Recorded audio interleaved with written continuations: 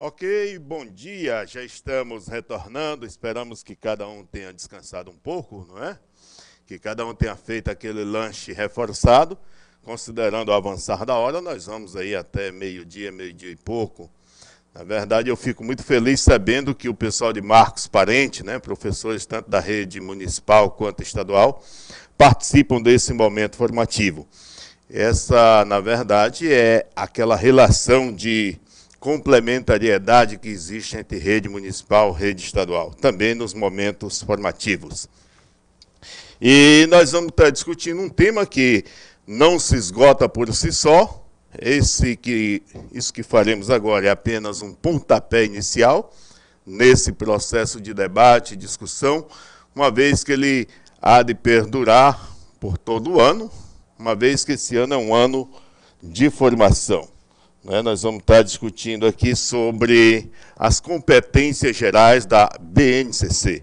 E isso vale tanto para a educação infantil, para o ensino fundamental, vale também para o ensino médio. As competências gerais, como o próprio nome diz, são gerais. Eu sou o professor Sebastião, eu sou professor especialista em educação e estou na função de articulador pró-BNCC. Foi criado em nível de Estado um grupo para pensar e discutir, pensar a aplicabilidade da BNCC em nível de Estado. E aí o Conselho Estadual de Educação acabou indicando, a partir de uma análise de currículo, dois conselheiros ou dois articuladores. Eu cito aqui a professora Gildete, que também é do Centro de Formação. Então, nós tivemos todo um ano de discussão. O que nós faremos hoje é uma aproximação das discussões, em que nível está, como está sendo pensado, quais as discussões que estão sendo feitas. E, nesse sentido, nós vamos estar aprofundando toda essa temática. Ao falar de Base Nacional Curricular Comum, a gente pode imaginar que seja algo novo nessa discussão. Mas ela já nasce a partir das indagações e das inquietações da Constituição Federal. No seu artigo 210, ela deixa muito claro isso. Há de ter... Desculpe. Há de ter uma base nacional em que o aluno possa ter a liberdade de sair do estado do Piauí e ir para o estado de Pernambuco, São Paulo, e possa dar continuidade nos estudos sem prejuízo das suas habilidades, sem prejuízo das competências que ele adquiriu. Assim como a movimentação em nível de estado. Um aluno que vem de Corrente para Teresina, ele precisa ter efetivamente todas as condições de dar continuidade dos seus estudos nos níveis e modalidades que ele escolheu. Esse aspecto também tem sua fundamentação na Lei de Diretrizes e Bases da Educação. O pessoal de Teresina diz que queremos assistir a palestra. O que está acontecendo? Bom dia, professor. O pessoal de Queimada Nova, aquele abraço. Diz que o YouTube não está transmitindo. Mas aí o pessoal da equipe técnica vai estar cuidando disso, preocupado. Isso está nas diretrizes curriculares, um aspecto também fundamentado na lei, e no Plano Nacional de Educação. Se você observar todas essas premissas, todos esses balizares legais, eles são resultado da organização popular, da ida dos professores, dos profissionais da educação à rua, reivindicar de fato a participação efetiva na condução da sociedade. Embora a gente esteja vivendo alguns momentos de retrocesso em alguns aspectos, mas tudo que está na lei é fruto da luta, da conquista e da organização do povo. Pessoal de Ipiranga, bom dia, professor. Mande um alô para a cidade de Ipiranga, ligado conosco, aquele abraço. A gente tem um retorno aqui dos polos. O pessoal pode me dar uma ideia de como que está a movimentação em nível de estado? E aí a gente pode falar da base. Se você observar, A base por si só já me deixa claro qual é a dimensão que eu estou aprofundando. Se você for construir uma casa e fizer uma base bem feita, daí você pode levantar as paredes, colocar o teto, fazer até um segundo piso. Quem sabe, né, você possa ampliar e construir uma casa sólida a partir de uma base também elaborada. Então, da educação, quando se fala da base, é o mínimo, é o indispensável, é aquilo que o aluno tem que saber, independente do estado, independente do município em que ele se encontra, independente da escola. É aquilo que tem que ser comum a todos os educandos. Logicamente que, como o próprio nome diz, é a base. Daí você tem todo um outro arcabouço de conhecimento que precisa ser aprofundado. Então, quando nós falamos de base, nós estamos falando do conjunto de aprendizagens essenciais. É aquilo que é fundante, aquilo que é fundamental, que não pode ser, de forma nenhuma, deixado de ofertar. E a base se fundamenta, de fato, naquilo que nós chamamos do direito subjetivo do educando. Ele precisa ter esse conhecimento. Passa a ser um direito indiscutível. E esses conhecimentos estão fundamentados naquilo que nós chamamos de educação básica, que é a primeira etapa de formação do educando. A gente poderia ver, e tem uma coisa que me chama muita atenção, qualquer curso de licenciatura que a gente faça, a primeira coisa, quando você está trabalhando as disciplinas filosóficas, a fundamentação da filosofia da educação, é que tipo de homem, que tipo de mulher, que tipo de pessoa eu quero formar. Toda a nossa fundamentação, todo o nosso trabalho precisa ter como referência isso. Onde que eu quero chegar? Eu quero ter uma pessoa, um cidadão atuante, participante, que tenha conhecimento das suas obrigações, que cumpra, que cobre os seus direitos. Então, que pessoa eu preciso formar? E, dentro dessa perspectiva maior, que sociedade? Porque as pessoas vivem dentro de uma realidade concreta, as pessoas interagem. Nós tivemos agora há pouco a fala do professor que falava de convivência, né, harmoniosa no espaço da escola, no clima da escola, o professor Cleverson, que fez uma belíssima palestra. E, logicamente, essa sociedade, ela reflete aquilo que nós acreditamos, que nós apostamos, a questão dos valores, a questão das relações interpessoais que queremos construir.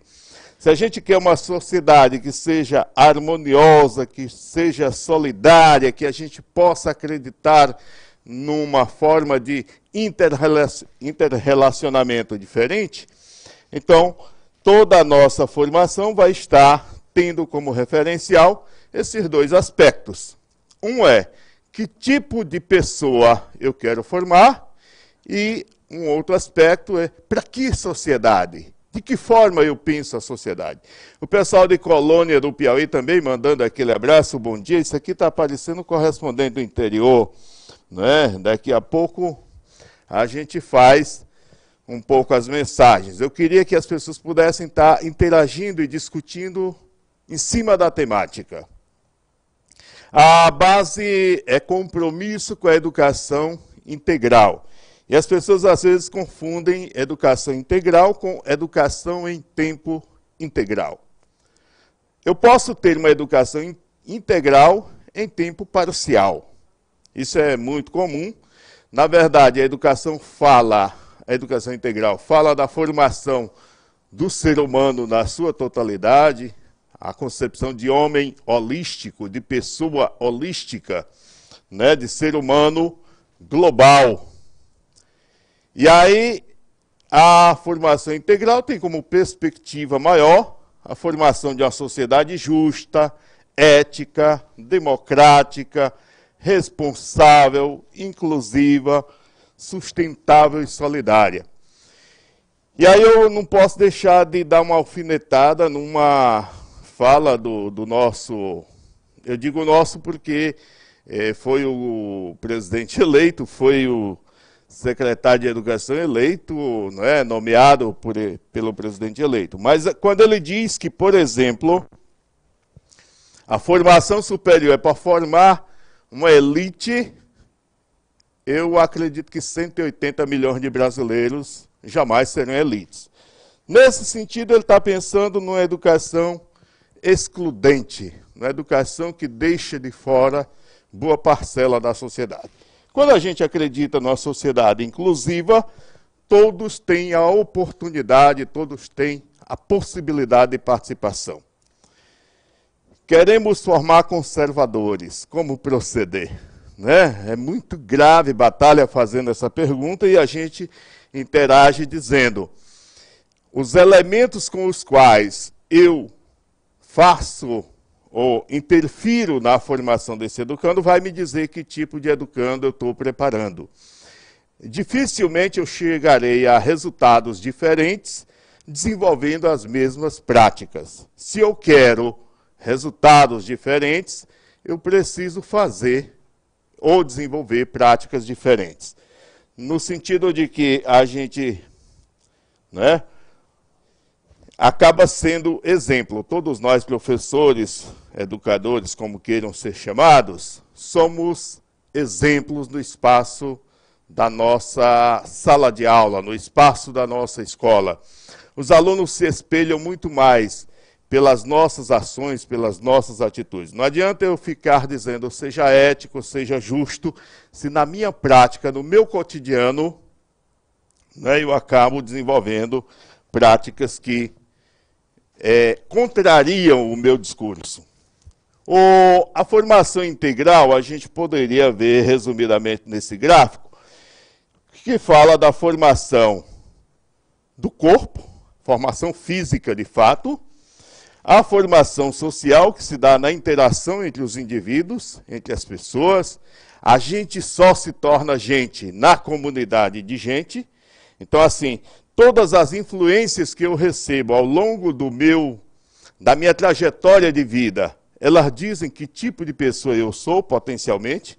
Isso sem acreditar no fatalismo, na fatalidade, naquela discussão total, mas apostando que o ser humano, mesmo que ele tenha uma influência social, ele é dotado de liberdade, ele pode transcender esse espaço.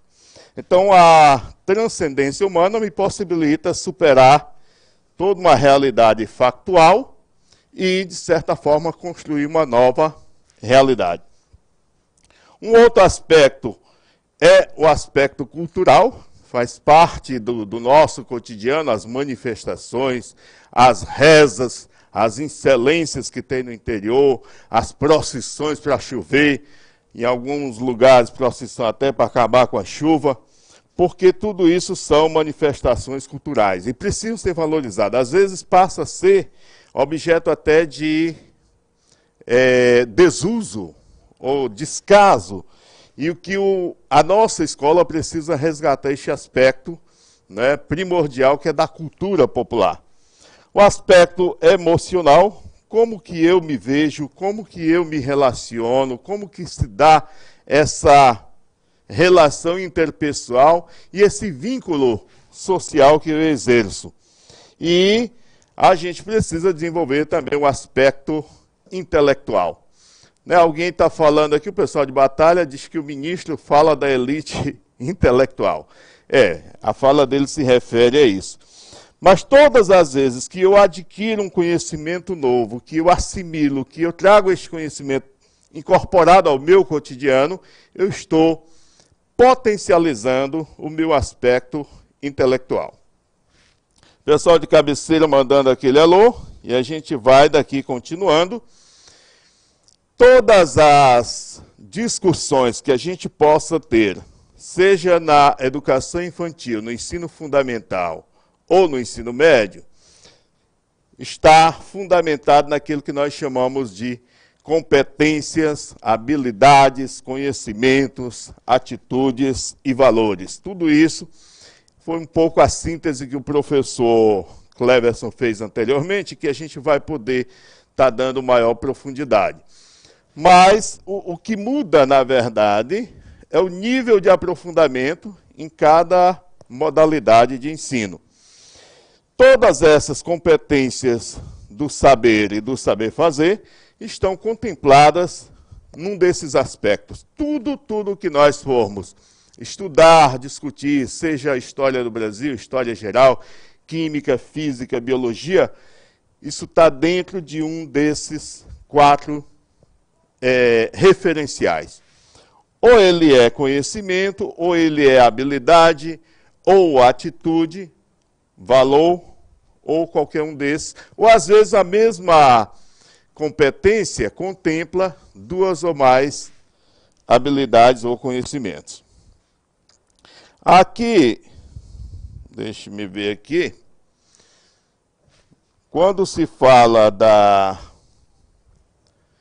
questão da base, e aí tem um esquema muito interessante aí, um pouco em espiral, aqui ao centro nós temos as competências gerais da BNCC, e essas competências, o fato de chamarmos de gerais, significa dizer que elas valem para todo mundo. Vamos já falar de competência e habilidade, né? Você está pedindo uma diferença entre competência e habilidade. Vamos pegar um exemplo concreto. Digamos que você precisa fazer um deslocamento da sua casa até um shopping. O shopping está na moda, né? Digamos que você vá para qualquer lugar. Pode ser até o shopping mesmo. Aquilo que você precisa desenvolver da tua casa até o shopping é um trajeto. Né? Um trajeto que precisa ser feito. E você, tendo conhecimento de como faz esse trajeto, você vai escolher qual é o transporte que faz para chegar. Você escolhe o horário mais adequado. Digamos que meio-dia está muito horário do rush, aí você deixa para ir 2 horas. Ou, de repente, você não sabe nem onde é o shopping. Aí você pega um GPS, pega o celular, pega o Google, digita lá e ele te diz, vai para a direita, vai para a esquerda, a 100 metros você dobra. O fato de você, a competência é chegar ao shopping. O fato de manusear com conhecimento o GPS é uma habilidade. Então, o conjunto de habilidades te permite exercer uma competência. A capacidade de dirigir para chegar até o shopping é uma habilidade, e a competência ela passa a ser geral, e a habilidade é o conjunto de ações que eu tenho para desenvolver determinada ação. Né? O conjunto de meios que eu utilizo. Não sei se ficou claro, daqui a pouco nós vamos ver um pouco mais detalhado. A BNCC foi construída na gestão anterior. O pensamento atual parece que alguns aspectos, né, vão ser afastados, isso não torna as coisas conflitantes, é muito preocupante. Quem vai garantir a execução, a atuação da base nacional é o nível de organização da sociedade. Nós costumamos dizer, por exemplo, que o Plano Decenal de Educação, o próprio nome diz, são 10 anos, ele ultrapassa governos. A Base Nacional Comum Curricular também tem essa perspectiva. Nós não estamos construindo para o governo anterior, não estamos construindo a partir de um paradigma, né, ideológico, mas estamos construindo a partir daquela concepção de sociedade que nós queremos, de ser humano que nós queremos construir. De modo que acredito que os conflitos existam, mas, enquanto política de Estado, a base nacional precisa continuar. Né? Nós tivemos, só revendo aqui um pouco o aspecto histórico, há bem pouco tempo ele foi apresentado o currículo para o ensino fundamental. Está no Conselho Estadual, sexta-feira próxima vai ter uma conferência para que a sociedade possa dar, né, um parecer, possa estar acompanhando. Isso se fundamenta a partir da participação efetiva da sociedade. E quem vai dizer se será democrático ou não, essa predisposição nossa de continuar participando. Então, espero que a gente possa avançar nesse sentido.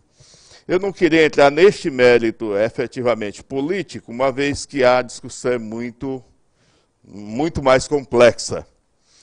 A BNCC, não é?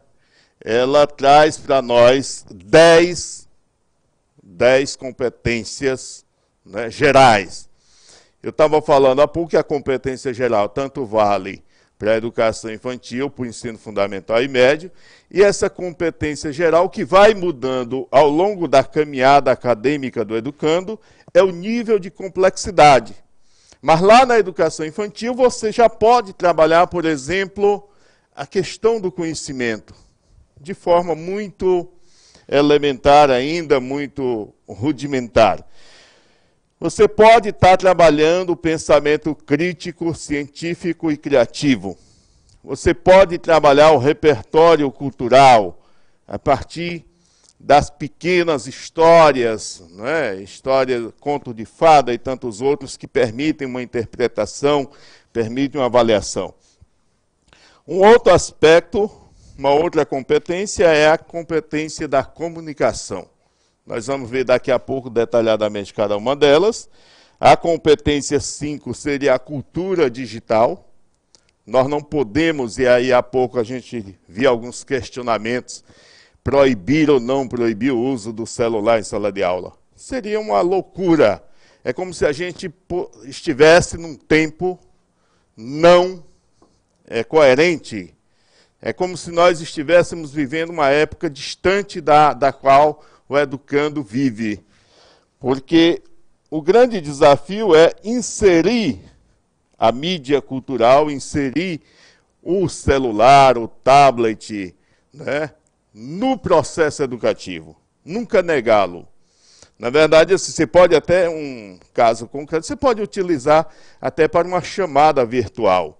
Você pode criar um grupo de WhatsApp da própria sala e começar a interagir com teus alunos, tirando dúvidas, propondo questões e tantas outras coisas. De modo que basta ser criativo que nós vamos encontrar formas de inserir a cultura digital no espaço da sala de aula. Uma outra perspectiva apresentada na BNCC, enquanto competência, é a questão do trabalho. Nós não podemos perder de vista a perspectiva de que o nosso educando vai ser um ser atuante na sociedade, vai desenvolver um trabalho, vai ter um projeto de vida e que isso vai contribuir efetivamente para que ele tenha espaço na sociedade. Muito parecido com a questão da comunicação, precisamos desenvolver no educando a capacidade de arguir. O argumento, ele nos leva a novos questionamentos, a novas perguntas, que, se respondidas, trazem também novos questionamentos. A arguição fundamentada. Depois nós temos em seguida a questão do autocuidado, o autoconhecimento. Se o aluno sabe, se o educando percebe as suas limitações, ele vai também se precaver de algumas situações que poderia até chamarmos de vexatória. O aluno diz, olha, eu não conheço, eu não sei que atitudes eu teria diante dessa questão. De modo que, tendo o autoconhecimento, ele vai poder se posicionar melhor em determinadas situações. O autocuidado diz respeito, inclusive, ao zelo pelo próprio corpo, as condições de higiene, de convivência, daqui a pouco nós vamos detalhar. Ainda nessa perspectiva de participação, tem a questão da empatia e da cooperação. Nós vamos detalhar daqui a pouco como é que se dá na prática. E, por fim, a competência 10, responsabilidade e cidadania. Elas estão ordenadas aí, não somente por uma questão didática, não que uma seja mais importante do que a outra, ou que uma venha primeiro ou que venha depois, mas só por uma questão didática, elas são agrupadas, elas podem acontecer 2, 3 ao mesmo tempo, né, dependendo da forma, da habilidade, do conhecimento que eu esteja trabalhando. Nós vamos pegar a primeira, que fala do conhecimento. As pessoas vão para a escola porque têm a expectativa de aprender algo. Se você deu uma aula, se o aluno passou a manhã toda na escola, à tarde ou à noite, seja lá o horário que ele estude, ele precisa voltar com um novo conhecimento. A cada aula, o aluno precisa incorporar para si algo de novo. Porque senão não faz sentido ir à escola. Conhecimento, valorizar e utilizar os conhecimentos sobre o mundo físico, social, cultural e digital. Tudo isso que nós temos na sociedade, todos os conhecimentos acumulados desde a Grécia Antiga, tudo isso é parte do arcabouço que o aluno precisa dominar, para que ele compreenda a partir da sua formação. O pessoal de Olho d'Água está dizendo, professor, com as tendências que observamos referente à formação, algo poderá ser alterado? A BNCC pode ser alterada? Não. A BNCC, na verdade, é um referencial. Ela está lá valendo para o Brasil todo, para todo o estado, e cada município tem que ter como referencial a base. Agora, o que vai ser alterado, modificado, sugerido, é o currículo do estado, é o currículo do município, porque aí você vai ter o acréscimo daquilo que nós chamamos de parte diversificada do currículo. Aqueles aspectos que são imprescindíveis para o município que precisam estar contemplados no currículo do município. A base, a BNCC em si, é um documento já votado, sancionado, aprovado e em execução, e que serve como referência para a construção dos currículos. Hoje, por exemplo, o Piauí já fez o seu currículo para a educação infantil, depois os municípios pegam esse material, estudam, rediscutem, fazem aquilo que nós chamamos de conferências plenárias com a participação da sociedade e aprimoram e dão o seu tom em nível de município. Quer dizer, este aspecto aqui precisa ser abordado porque o município nosso, pela sua especificidade, pela sua localização, precisa ser trabalhado. Pajeú esclarecendo a proibição da nossa escola, contudo, falei que utilizamos até com frequência. Isso é muito bom, Pajeú. Qualquer que seja o uso do celular ou das mídias, ele precisa ser feito com racionalidade.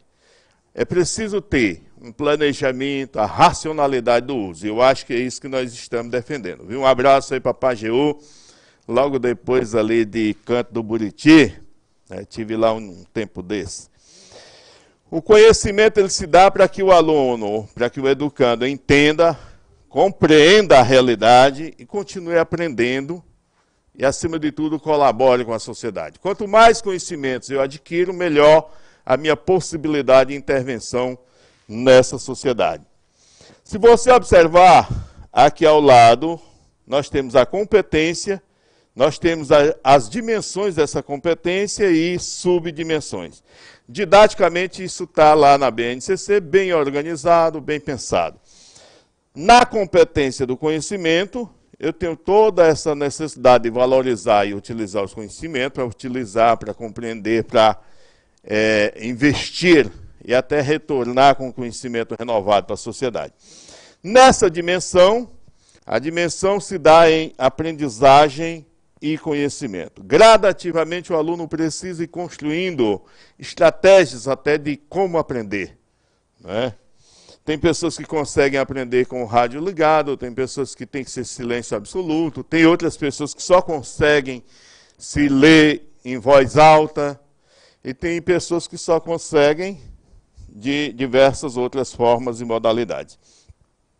Dentro dessa dimensão de aprendizagem e conhecimento, nós temos as subdimensões, que é a busca da informação, a aplicação do conhecimento, a aprendizagem ao longo da vida, a metacognição e a contextualização sociocultural do conhecimento. O que seria isso, professor? Vamos tentar trabalhar cada uma dessas subdimensões a partir dessa nossa compreensão. Ainda na área do conhecimento, A subdimensão busca de informação, né? Buscar a análise, a curadoria de quem é esta fonte, né? Saber de fato a origem. Essas informações que eu estou trabalhando, elas são de fato verídicas? Até que ponto isso... E aí está muito em uso a história do fake news, né? Verificar de fato se essas informações têm fundamentação, se são verídicas, se... Todo esse arcabouço precisa ser considerado quando você estiver fazendo a busca das informações. Se a gente faz um trabalho científico, nós precisamos ter compreensão a partir da ABNT, Associação Brasileira de Normas Técnicas, como é que se faz uma citação, quais são os direitos de propriedade, seja ele intelectual, qual é a privacidade que o produtor tem. Há pouco tempo o pessoal estava colocando, bote uma música no intervalo. E o rapaz da técnica aqui me dizia, olha, não pode colocar música porque nós estamos transmitindo pelo YouTube e tem os direitos autorais do proprietário da música, né? Então, todo esse complexo de informações, ele precisa estar aqui na busca de informação. E, por fim, a questão do uso ético. Isso aqui é uma das subdimensões no campo do conhecimento. A aplicação do conhecimento é uma outra subdimensão. Vocês têm como dar um zoom? Estão pedindo aqui. O material vai ficar aí, se não der, porque são muitas informações, infelizmente não foi possível fazer uma fonte maior. Vocês têm como dar um zoom? Vamos tentar aqui fazer... não deu certo. Aí. Tá, então nós estamos aqui tendo uma tentativa de ampliar aqui, mas de qualquer forma o material fica aí para revisão, não é? Vamos ver aqui o que é possível. É o próximo. Né? Nós estamos aqui tentando ver um pouco a fonte. Não, no próximo slide. Bom, vamos ver aqui. É o próximo. Isso. Seria aqui. Então, na questão do conhecimento, a aplicação do conhecimento, nós temos aqui... Rapaz, o negócio agora ficou tão grande que não cabe. A questão da busca da informação nós já trabalhamos. Aplicação dos conhecimentos, listagem, como é que esse conhecimento que o aluno adquire, como é que ele se dá na prática. Então, a partir da listagem, do resumo, da seleção, conhecimentos adquiridos, a conexão, onde é que este assunto se conecta com o outro, de que forma eu posso estar construindo um novo conhecimento. A utilização para solucionar problemas diversos. Eu vou pegar um exemplo concreto aqui. Alguns professores têm dificuldade de trabalhar a questão da matemática na prática. Né? Eu preciso medir quantos metros de cerâmica eu preciso colocar numa sala de aula. Então, leve uma trena, leve um material concreto para a sala de aula, faça os alunos medir, transforme metro em centímetro, calcule a área. Isso seria a possibilidade de utilizar os conhecimentos da própria matemática para solucionar problemas no cotidiano desses educandos. Imagine que algum deles precisa colocar um piso na sua sala, no seu quarto, e precisa ter noções, inclusive, de medida. E a partir disso, nós vamos estar criando também novas formas de aprendizagem. Vamos voltar aqui, que eu quero passar aqui para o próximo... Volta aqui a formatação anterior, meu nobre. Estamos melhorando o tamanho da fonte, gostei dali. Ave Maria, não melhorou não, viu? Multiplicou N vezes. Ainda na subdimensão, não é? Aprendizagem ao longo da vida, nós podemos ver que experimentos, que conhecimentos me possibilitam uma autonomia para aprender. Aquilo que eu aprendi na educação infantil, no ensino fundamental, me possibilita ter melhorias na minha aprendizagem no ensino médio, ou superior, porque eu trabalho com a perspectiva de que o indivíduo vá também para a universidade. Esse conhecimento estabelece relações de colaboração com os demais conhecimentos. Ele me possibilita intervir na sociedade. De que forma? E aí a gente pode aqui, por exemplo, lembrar a hipotenusa ao quadrado igual à soma do quadrado dos catetos. Eu aprendi isso durante algum tempo, Teorema de Pitágoras, e até agora não consegui entender como utilizar na vida, a não ser nessa palestra para citar como algo que não teve muita fundamentação, não teve muito resultado. Uma outra subdimensão, ainda dentro do aspecto do conhecimento, tem a metacognição.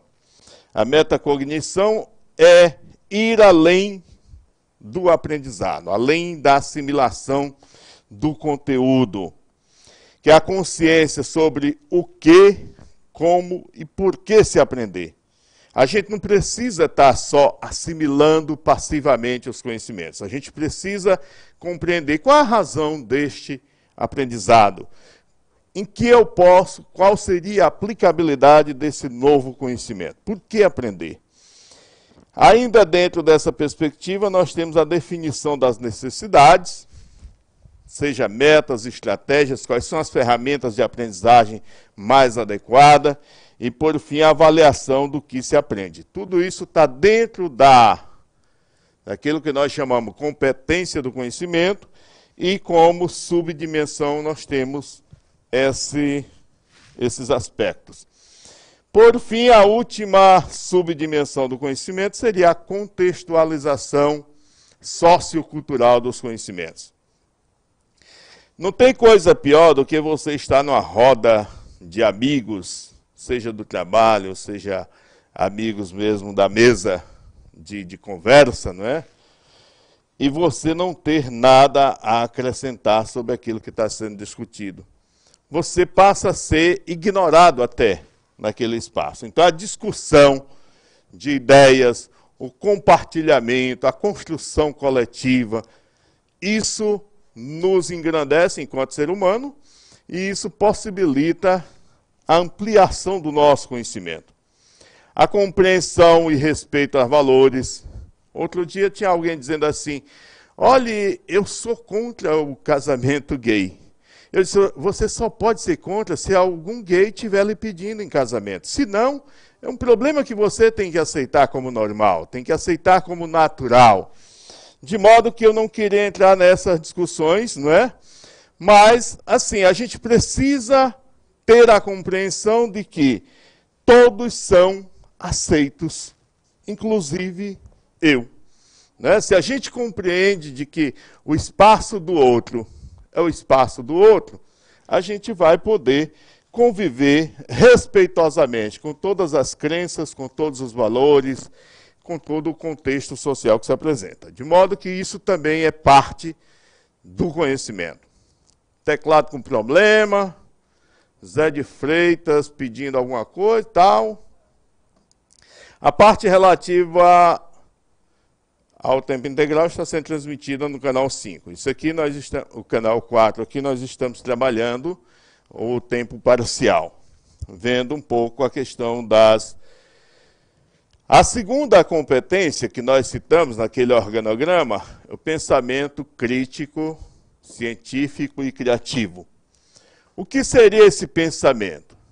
Despertar a curiosidade e utilizar as ciências com criticidade e criatividade.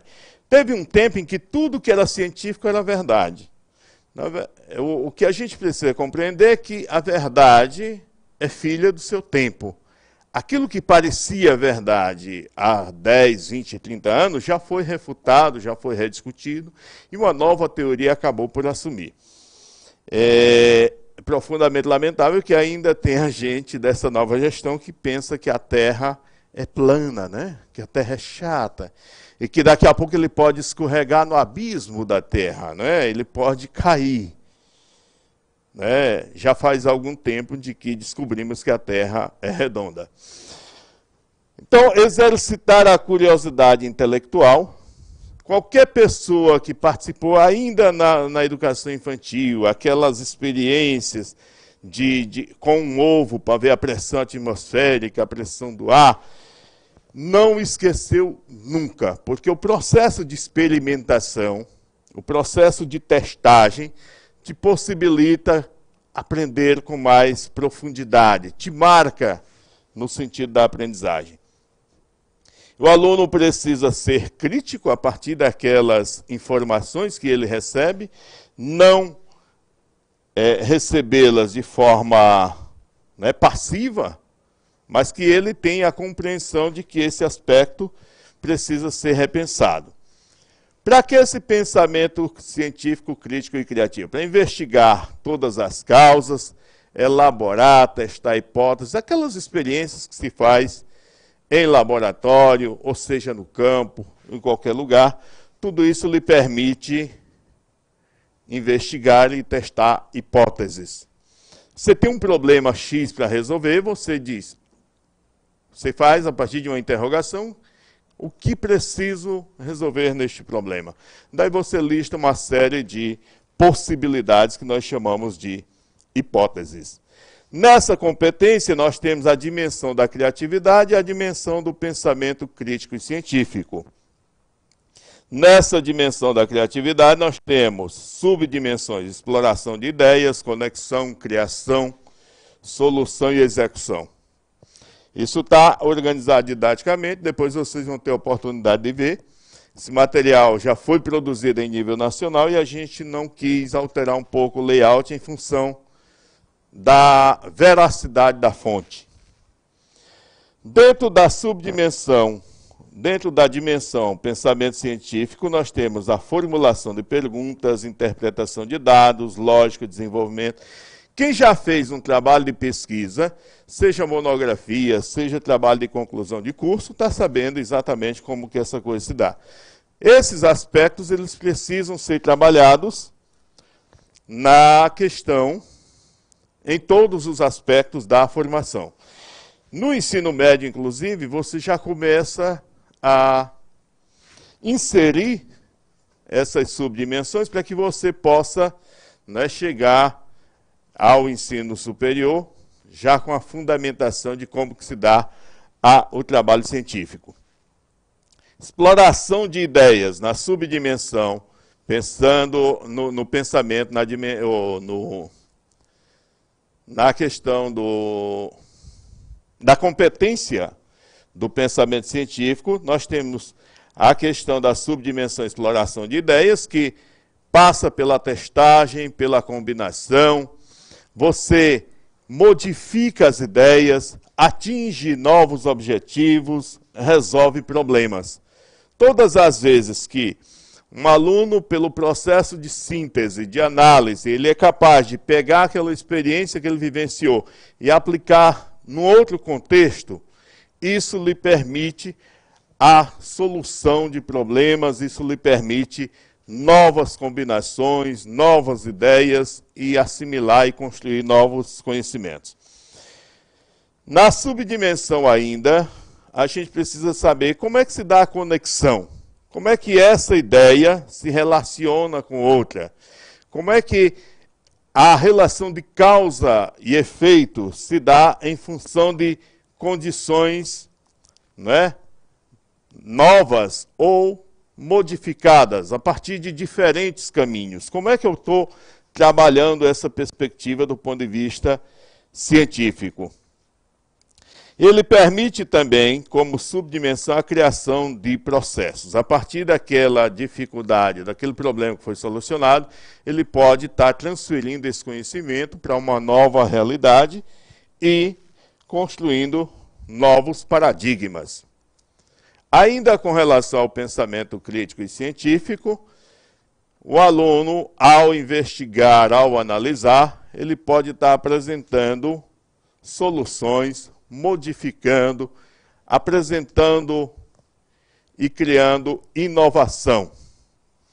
Na medida em que eu desenvolvi o processo, na medida em que eu disse o que eu devo fazer, de que forma, que caminho eu estou seguindo, logicamente, isso me leva a crer de que eu vou construir soluções inovadoras. Se você observar, por exemplo, por que o raio-x hoje se chama de raio-x? O grande cientista estava tentando uma outra pesquisa, estava tentando ver outros aspectos, não é? E ele percebeu que, ao fazer a testagem e experimentação, ele acabou descobrindo um raio que dava transparência às imagens, e ele não tinha nome, e chamou de raio-x, até que a coisa acontecesse. Então, muitas vezes você, do ponto de vista científico, está buscando um conhecimento e acaba descobrindo um outro, até por acaso. Nós estamos aqui nos aproximando, já tem o pessoal da técnica me avisando aí, tem X minutos, e eu tenho ainda 2, 3, só tenho 8 para apresentar ainda, né? Toda a segunda aqui. A execução, na subdimensão execução, nós temos a experimentação das opções, nós temos a previsão das possibilidades e consequências, aquilo que nós chamamos de hipótese, nós temos a avaliação do processo, quais são os riscos, as incertezas que precisam ser trabalhadas, e nós temos, por fim, a colocação dessas ideias em prática. Quem sabe desenvolver o método científico sabe que todas as etapas do processo da descoberta passa pela experimentação, testagem, comprovação e aplicabilidade dos conhecimentos. Nós vamos ver aqui. Não está me obedecendo? Tá. Nós vamos então por amostragem aqui no terceiro... Na terceira dimensão, que fala do repertório cultural, valorizar as diversas manifestações culturais, seja cavalo piancó, boi-bumbá e tantas outras manifestações que tem na comunidade. Eu não posso cantar o mundo se eu não cantar a minha aldeia, se eu não valorizar aquilo que eu tenho de mais próximo. Isso se dá para fruir e participar das práticas diversificadas da produção artística ou cultural, da produção cultural local. Nós precisamos valorizar aquilo que nos rodeia para poder conquistar o mundo. Dentro dessa competência, nós temos a dimensão repertório cultural, identidade e diversidade, e aí nós temos as subdimensões, que é a questão da fruição e expressão, isso no repertório cultural, e temos 4 subdimensões aqui dentro da identidade e diversidade cultural. Investigação, identidade, consciência multicultural, respeito à diversidade, todos os conhecimentos que você possa imaginar no espaço da sala de aula, no espaço da escola ou na sociedade, está dentro dessas 10 dimensões. Ainda percebo que muitos de nós, professores, não temos a real compreensão de quanto essas discussões e a compreensão de tudo que nos envolve, essas futuras alterações são necessárias. Dessa forma, pouca coisa mudará na prática. É o Carlos Lopes ali, de Bertolínia. E, Carlos, a gente não alimenta sequer a expectativa de que, a partir do decreto, a partir da promulgação da BNCC, a gente, num passe de mágica, mude a realidade e a prática nossa enquanto espaço de sala de aula. Não temos essa mera ilusão. O que nós temos clareza é onde estamos e para onde queremos ir. Esse trajeto, esse percurso, ele será construído. Logicamente que ainda hoje a gente tem dito claramente a necessidade de pensar, de preparar um plano de aula, mas que temos professores que põem uma apostila debaixo do braço, põem lá para tirar a cópia, abrem uma discussão e está dada a sua aula. O que nós precisamos é repensar a nossa prática e, a partir desses referenciais, desses paradigmas que a BNCC, que o próprio currículo estadual nos apresenta, a gente possa ter a possibilidade de construção diferenciada. Ainda aqui no repertório cultural, a subdimensão de fruição. Fruir é aceitar, é absorver, de certa forma, incorporar, trazer para si. Compreender e valorizar a sua própria identidade. O indivíduo precisa estabelecer o sentimento de pertencimento. Não tem coisa melhor de eu sou cidadão piauiense, eu sou cidadão teresinense, né? Eu sou lá de Paulistana, de Bertolínia, de modo que a gente precisa sentir esse orgulho de pertencimento a determinada comunidade, a determinado município. Ainda no repertório cultural, a gente precisa ver a expressão dos sentimentos, quais são as histórias. Às vezes é interessante reconstruir a história do município. Começou às vezes com a fazenda de gado. Tem um cidadão lá que tem 80 anos, 90, e que pode detalhar, né, como que se deu as origens daquela comunidade. Tudo isso é parte da expressão desses sentimentos, do sentimento de pertencimento, né? Apresentação de documentos, compartilhamento, análise de obras e tantas outras questões. Ainda dentro do repertório cultural, nós temos investigação e identidade cultural, que é o processo de busca. Qual é o significado dessas manifestações culturais?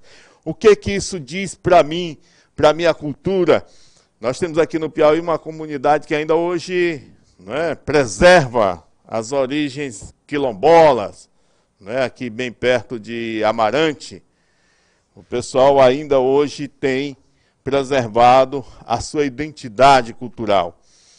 Daí nós precisamos, no nosso município, estar valorizando, estar buscando essas identidades, ou essa identidade. Nós precisamos ter também uma consciência multicultural. Eu preciso cantar a minha aldeia, mas não posso, né, perder de vista o mundo. É aquela relação entre o local e o mundial, o local e o universal. A gente precisa ter curiosidade, abertura, né, para novas culturas, para novas visões de mundo. Na verdade, quando eu vejo alguém dizer, por exemplo, que é contra o socialismo, que é contra o capitalismo, que é contra isso, contra aquilo, eu não preciso ser contra nada, eu preciso conhecer tudo, não é? Quanto mais oportunidade de conhecimento, de informação eu der para o meu estudante, para o meu educando, maior possibilidade de escolha, não é? Maior possibilidade de se colocar no mundo. Respeito à diversidade cultural, compreensão da importância, manifestações, né, intercâmbio cultural, tudo isso é parte. Eu não posso dizer que a cultura sulista é melhor que a cultura nordestina. Cada um tem suas expressões, cada um tem sua importância dentro do espaço de atuação. A questão da mediação cultural, o reconhecimento para se trabalhar em sociedade e que isso se dê de forma mediada. Pouca coisa mudará na prática. O Carlos Lopes, não sei, Carlos, eu queria perguntar para você. Você está com a expectativa de mudar algo na sua prática? Se isso de fato ocorrer, tomara que a gente avance. A dimensão 4 fala da comunicação, como utilizar diferentes linguagens.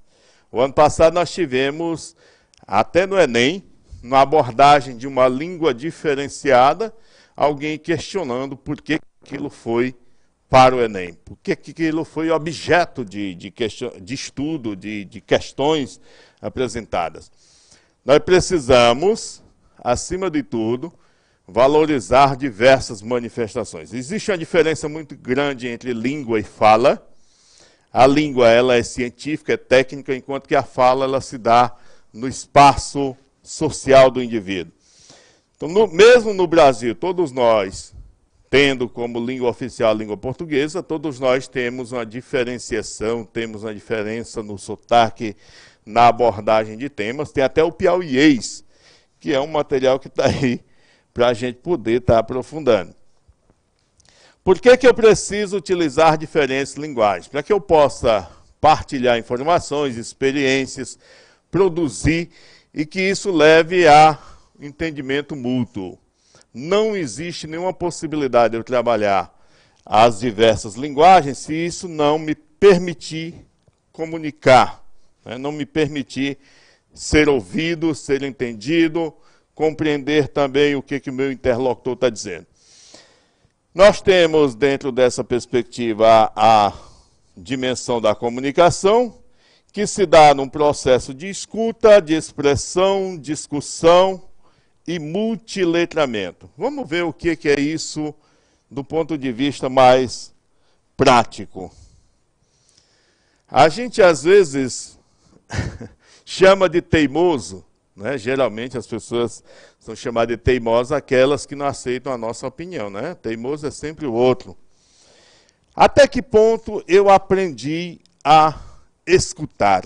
Às vezes você até ouve, mas escutar, ele te remete a uma outra dimensão, que é a dimensão do respeito, da abertura, do ouvir com atenção, não é? Com ponderação. Tudo isso se dá dentro do processo de escuta. E dentro de um processo de escuta, você consegue, de certa forma, estabelecer aquilo que nós chamamos de diálogo. Nessa subdimensão da expressão, se eu escuto, se eu me comunico, eu tenho clareza de passar aquilo que eu sinto, quais são minhas emoções, meus sentimentos.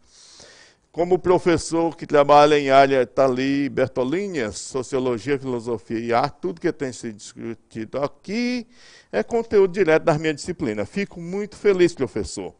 Né? Nós aí do campo da área de Humanas, Filosofia e Sociologia, temos um pouco essa clareza, que estão querendo negar, né, enquanto direito. Nós precisamos, na etapa de expressão, na subdimensão expressão, o compartilhamento de informações, são diferentes interlocutores.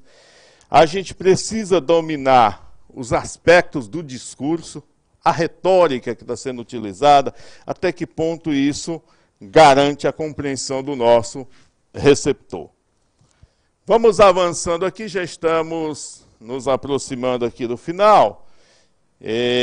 Ainda no campo da subdimensão discussão, a gente precisa garantir a expressão das ideias originais com clareza. Aquilo que foi uma citação, que foi conhecimento aprofundado por fulano, eu preciso ter clareza e citar, valorizar o autor. Eu preciso utilizar perguntas e respostas, resumo, quais são os argumentos que esse aluno está usando, que evidências ele utilizou para preservar o foco do debate. Tudo isso precisa ser trabalhado no espaço da sala de aula. Na concepção, na subdimensão multiletramento, nós precisamos ver a comunicação por meio de plataformas, a discussão do celular, a discussão do chat, a discussão, não é, da plataforma que eu preciso inserir informações, daí a pouco eu preciso fazer uma análise, não é?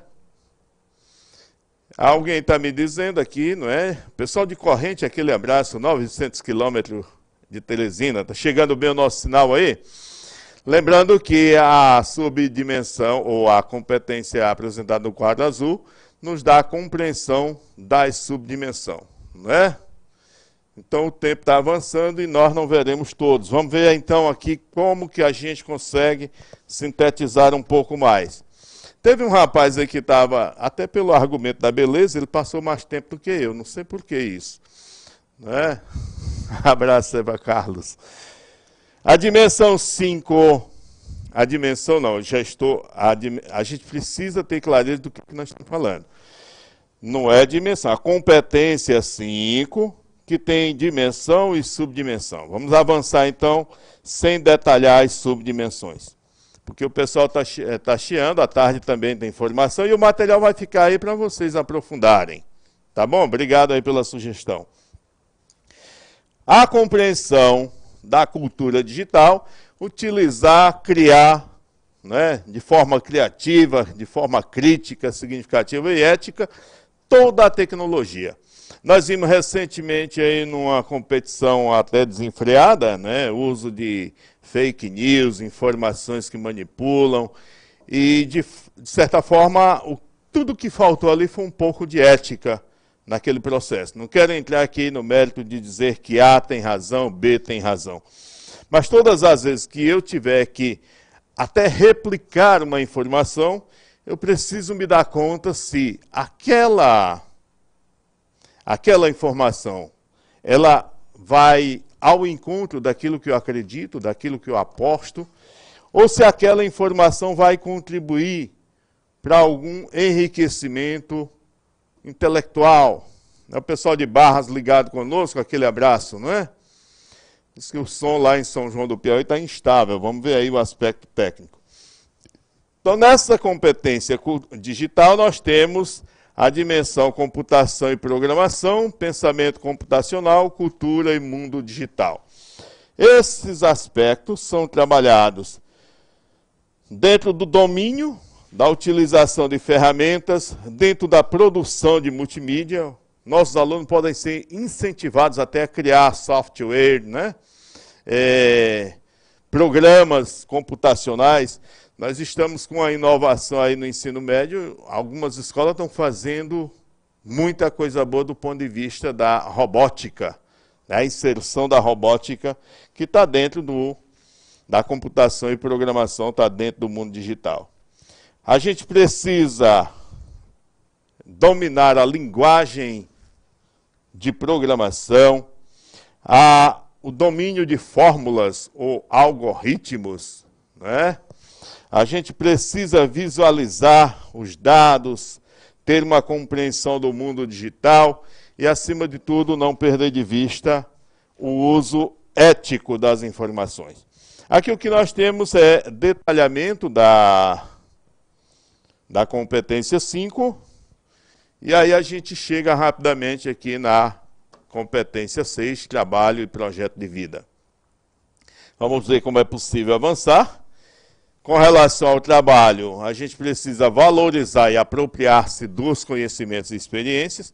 O governo do estado tem feito um trabalho interessante do ponto de vista do campo profissional, né? O cara às vezes é pedreiro, carpinteiro, mas não tem um certificado. De modo que tem um programa aí que já possibilita a inserção desse profissional em aprimoramento dos seus conhecimentos, né? Valorização das experiências, do conhecimento. Você já pode atribuir a ele um título, né? Certificar aquele conhecimento que já existe.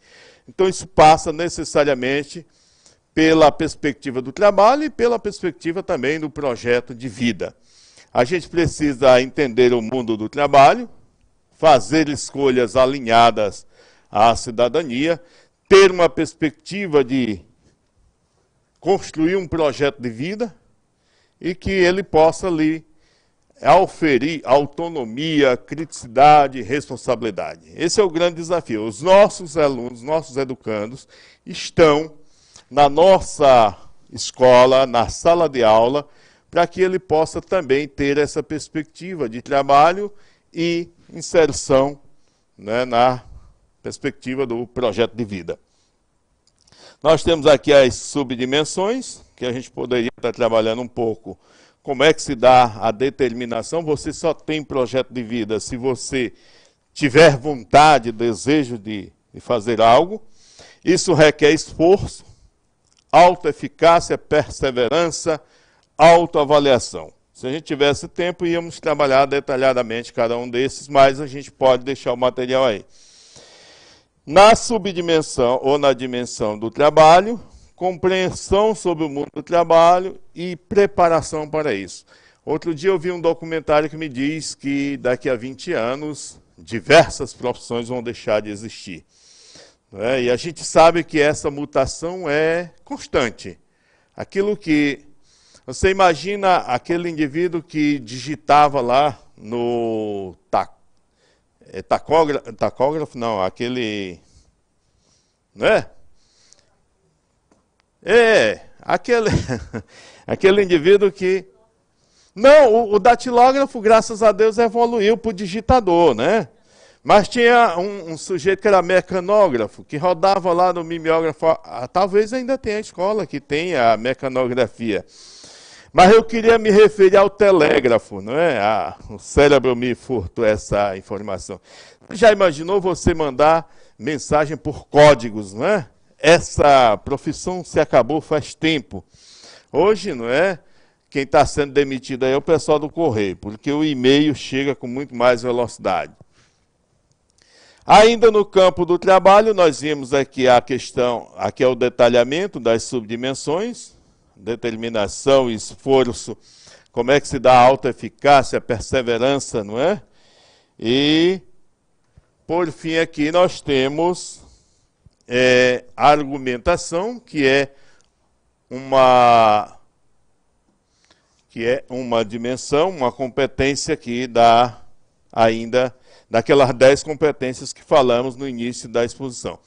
A capacidade de argumentar com base em dados, fatos, informações confiáveis. Sócrates falava de uma história de tautologia, de informação não fundamentada, né? Nós tínhamos ali os falsos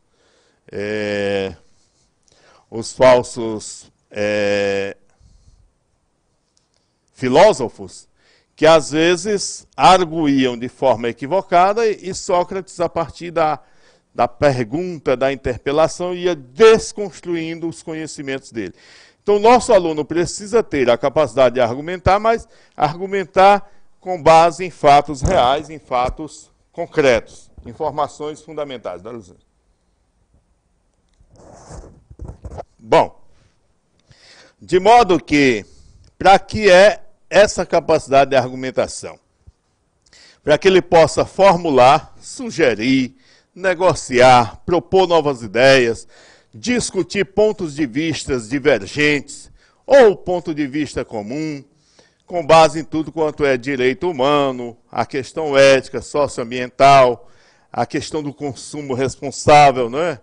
Às vezes a gente precisa pensar como é que está se dando isso na nossa vida, até que ponto o meu consumo tem sido responsável, tem sido ético, como é que tem feito isso?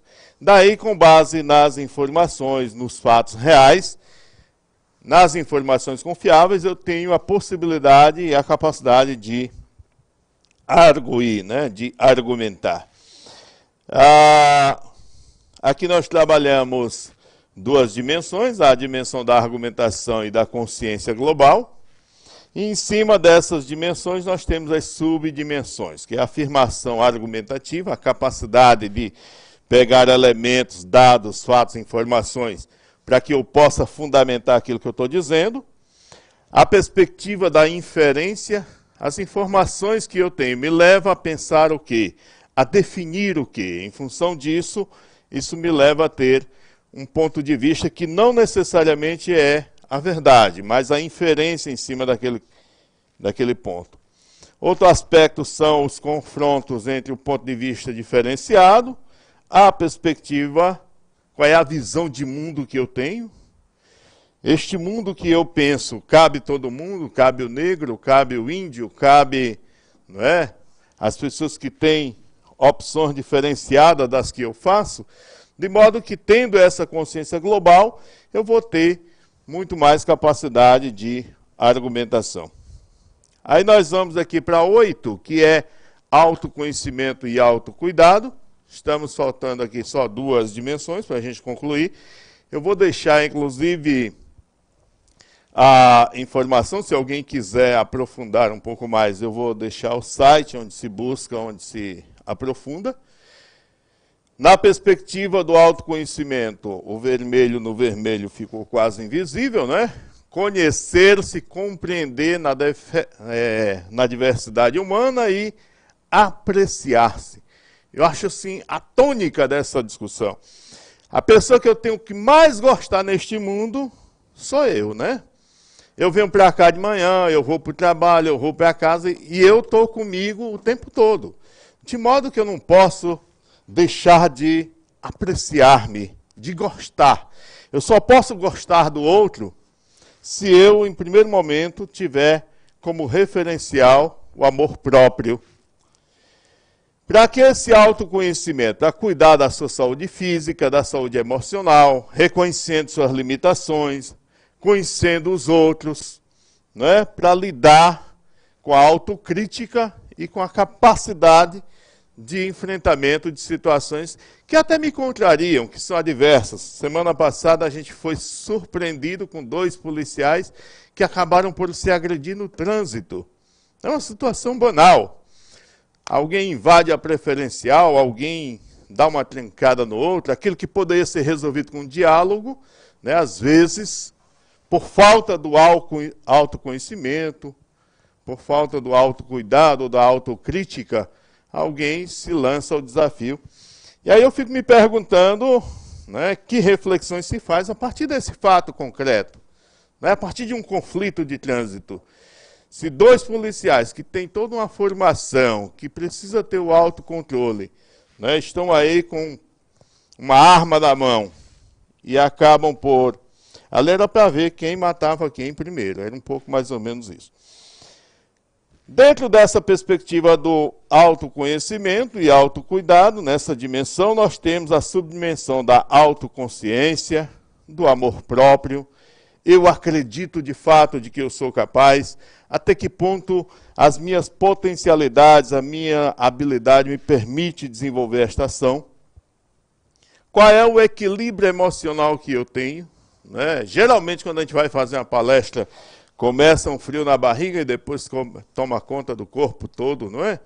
Daí é preciso você ter um equilíbrio emocional para poder desenvolver aquela ação.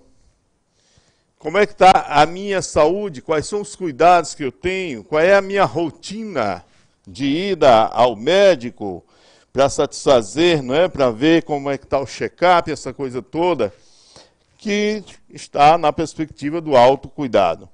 E a atenção plena para a capacidade de reflexão.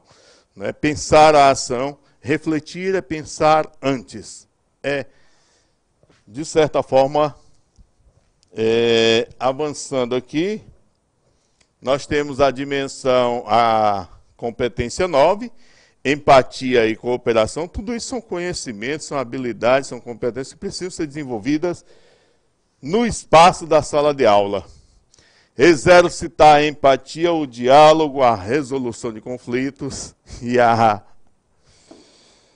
cooperação.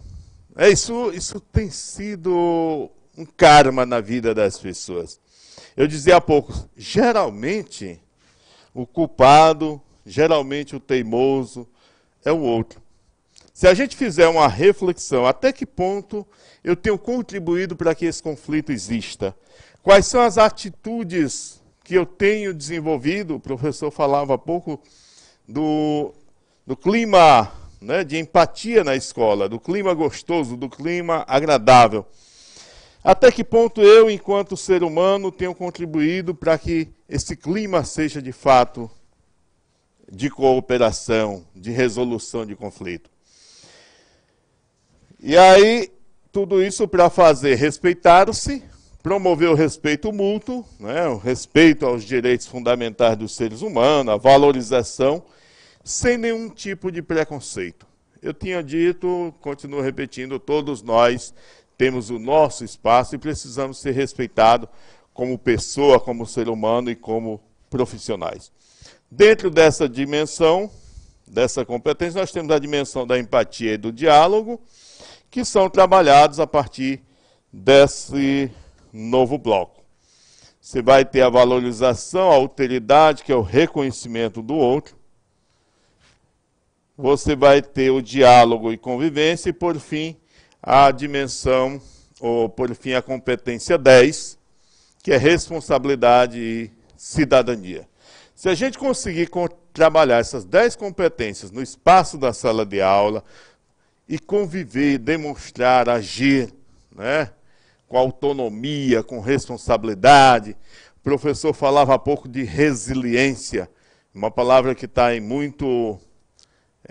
voga, né, está em alta, mas resiliência é conseguir fazer apesar das adversidades. Que hora começa a tarde, por favor? É 14 horas, viu? Daqui a pouco... Estamos concluindo, daqui a pouco, 12h05 aproximadamente. Vamos ter algum aviso, professora Regiane? Então, daqui a pouco a gente conclui. Isso aqui é o último bloco. Falar de responsabilidade e cidadania, né? Agir coletivamente, ter flexibilidade é colocar-se no lugar do outro, é aceitar a informação, respeito pelaquilo que o outro diz. Para que isso? Para que a gente possa tomar decisões com base nos princípios que a gente já falou anteriormente. A ética, ela perpassa todas as dimensões, ela perpassa todas as competências e subdimensões. Por que a gente fala tanto de ética no nosso país? Porque, de fato, se faz necessário, imprescindível. A gente precisa resgatar aquilo que nós chamamos de valores da convivência social, sob pena da gente estar, de certa forma, construindo uma sociedade que não é aquela que nós acreditamos. A nossa discussão não se dá dentro do campo da ética, nesse momento, porque nós estamos só pincelando rapidamente. Mas não tem como a gente pensar se não tiver esse referencial. Se alguém quiser aprofundar, aqui tem o link, né, bit.ly/competências gerais. Você clica aqui e vai ver todo este material que ele está sendo produzido em nível nacional. Isso aqui já é um material consolidado com relação às competências.